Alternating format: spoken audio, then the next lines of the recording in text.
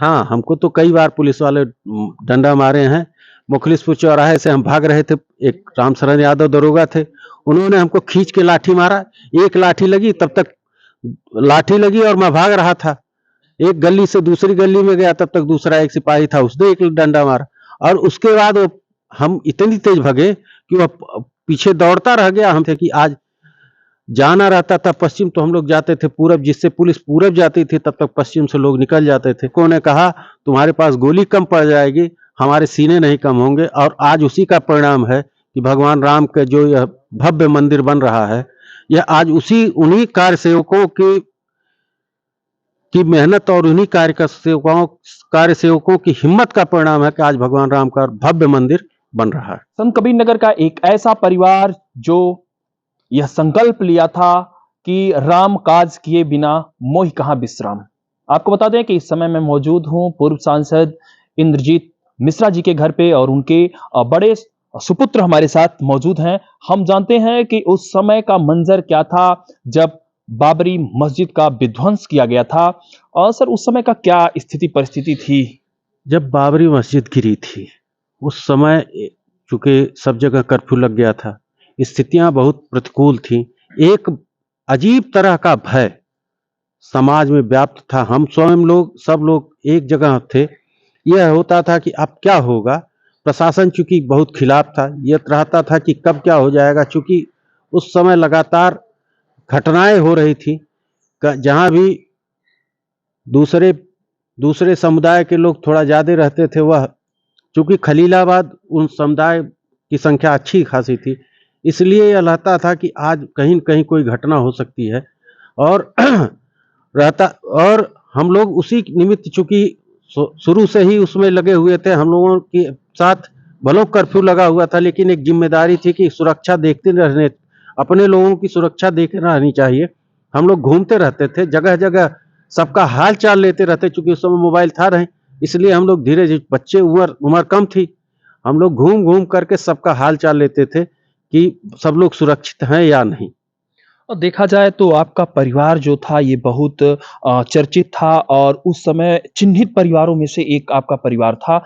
तो कैसे बचना होता था पुलिस प्रशासन से?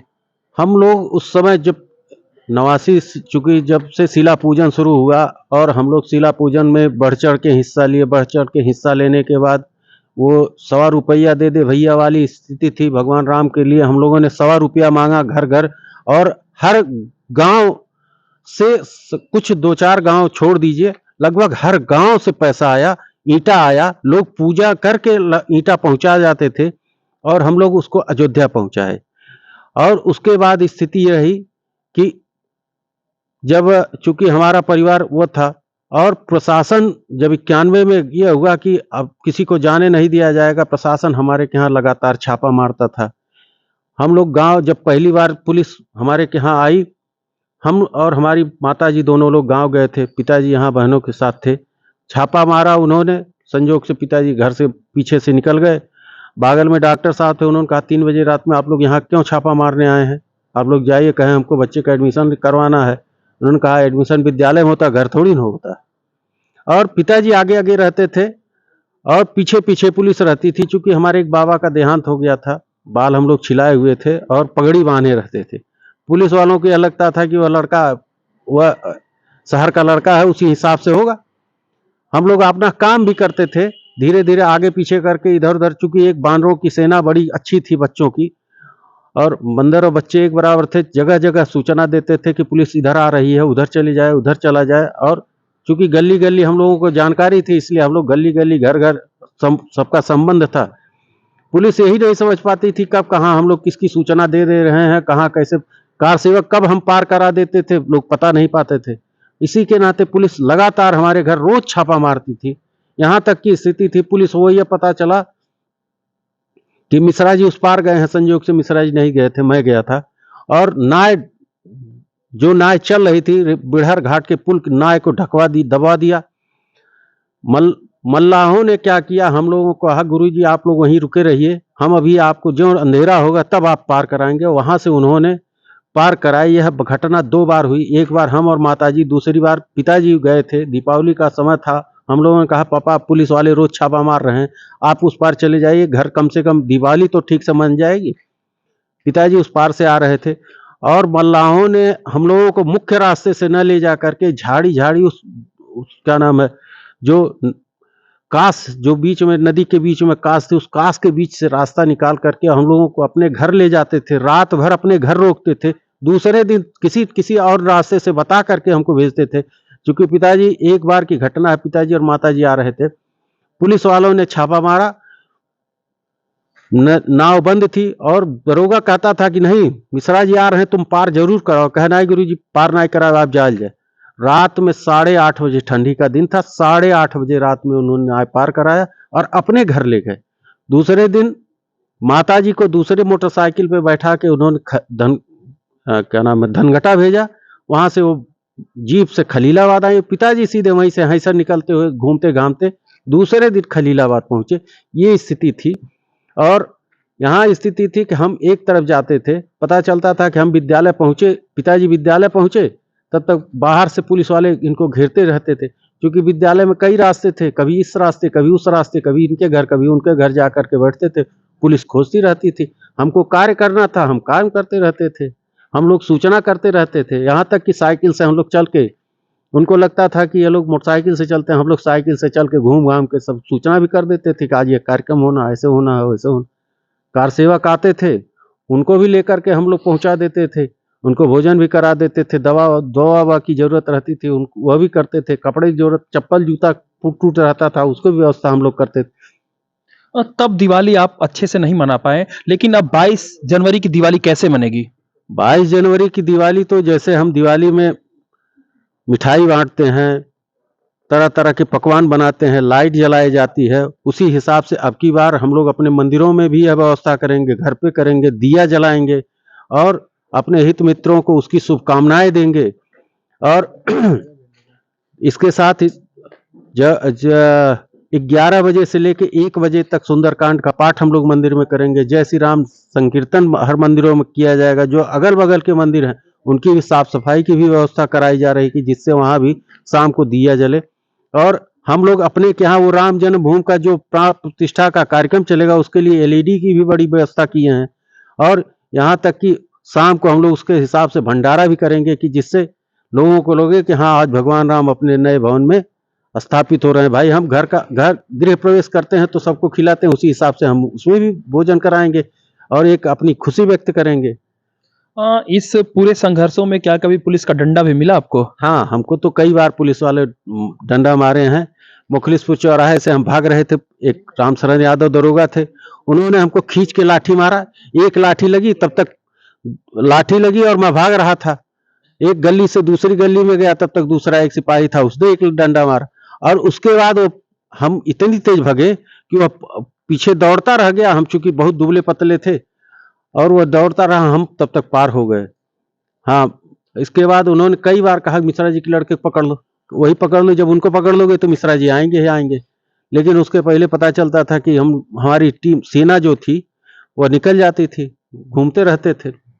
अभी देखा जाए तो जो बाबरी मस्जिद थी उस समय विध्वंस उसका किया गया था, तो क्या उसमें आप पहुंच सके थे? नहीं, हम लोग नहीं पहुंच पाए थे, चूंकि हम चर्चित चेहरे थे। आगे से पीछे तक पुलिस हम लोगों के पीछे पड़ी थी।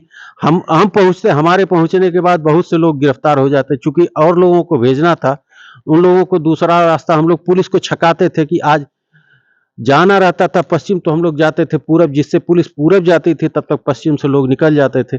और बार बार बहुत से बाहर के जो कार सेवक आते थे और यहाँ के जो कार सेवक जिनको भेजना था, वह लोग दूसरे रास्ते से निकलते थे। हम लोग दूसरे रास्ते से उनको, हम जानते थे कि हम जाएंगे। तो ऐसी ही एक घटना हुई थी। एक बार हम लोग जा रहे थे, कुछ लोग बहुत जोश में आकर के नारा लगाना शुरू किए। पता चला एक साथ 25-30 लोग थे। पुलिस वालों ने सबको उठा के बंद कर दिया।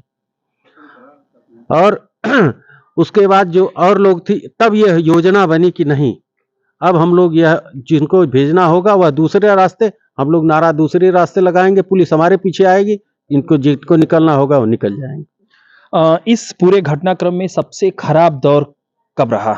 91 का दौर। 91 का दौर सबसे खराब था। क्या घटनाएं घटित हुई थी? जब वहां गोली चली थी, बहुत बार हम लोग पकड़े भी गए थे। यह हुआ कि अब आज ये हो सकता है, कुछ भी हो सकता है। एक समय तो ये स्थिति थी कि लगता था कि कुछ लोगों को कभी-कभी यह लगता था कि आज पुलिस वाले काउंटर कर सकते हैं, मार सकते हैं, यह कर सकते हैं। उनको लगता है कि इन्हीं लोगों के नाते यहाँ ज़्यादा बवाल हो रहा है। उसका भी वह दौर भी हम लोगों ने देखा है कि एक मन में डर भी रहता था कि कब क्या हो सकता है, किसको कुछ कहा नहीं जा सकता। कितने कार सेवकों की मौत हुई थी इस पूरे घटनाक्रम में? इसका कोई आंकड़ा अभी तक नहीं आया, क्योंकि पूरी अयोध्या खून से रंगी भरी हुई थी। अयोध्या की जितनी नालियाँ थी सब खूनों से भरी हुई थी। यहाँ तक कि जो सरजू जी वहाँ बह रही थी, उस सरजू जी पूरी लाल दिखाई देती थी। जो लोग वहाँ गए थे और जिनके कुछ हमारे यहाँ के लोग हैं जिनके सामने गोली चल रही थी, यहाँ तक कि एक के बगल से गोली निकली थी, वो कहते थे कि भाई साहब 2 लोग गिरते थे तब तक 4 लोग और सीना थान के चले आते थे कि भाई साहब हमको मारिए, देखें आपके पास कितनी गोली है, आप कितने लोगों को मार सकते हैं। और लोग एकदम धुआंधार उस कार सेवा के लिए आगे बढ़ते जा रहे थे। कुछ लोग कहते हैं कि उस समय की तत्काल मुख्यमंत्री ने कहा था कि सीने कम पड़ जाएँगे लेकिन हमारे पास गोलियाँ नहीं कम पड़ेंगी। हाँ, ये कहा था, लेकिन कार सेवकों ने कहा तुम्हारे पास गोली कम पड़ जाएगी, हमारे सीने नहीं कम होंगे। और आज उसी का परिणाम है कि भगवान राम का जो यह भव्य मंदिर बन रहा है, यह आज उन्हीं कार सेवकों की मेहनत और उन्हीं कार्य सेवकों की हिम्मत का परिणाम है कि आज भगवान राम का भव्य मंदिर बन रहा है। पूरे घटनाक्रम में सबसे खुशी का दौर कब रहा? अब है भगवान राम जब मंदिर का ताला खुला, एक वह दौर था। और जब भगवान 2000 जब ये इलाहाबाद हाई कोर्ट ने जो फैसला दिया था कि 3 लोगों को बराबर बाँट दिया जाए, कुछ उस समय ये आस आई थी कि हाँ अब बनेगा। लेकिन जब सुप्रीम कोर्ट ने फैसला किया तो वह एक अविस्मरणीय पल था जिसका बयान नहीं किया जा सकता। आज तो भगवान की दया से स्वयं साक्षात नारायण आ रहे हैं, भगवान राम आ रहे हैं। अब तो 22 तारीख को तो खुशी है, उस तो हम सब लोग मिलके ही मनाएंगे।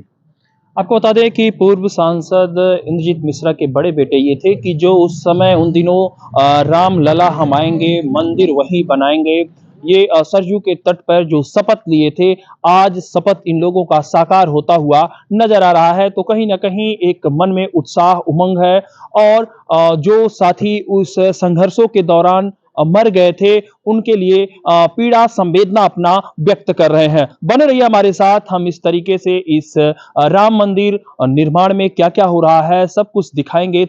फिर मिलते हैं किसी नए वीडियो में, नए खबर के साथ। तब तक के लिए नमस्कार।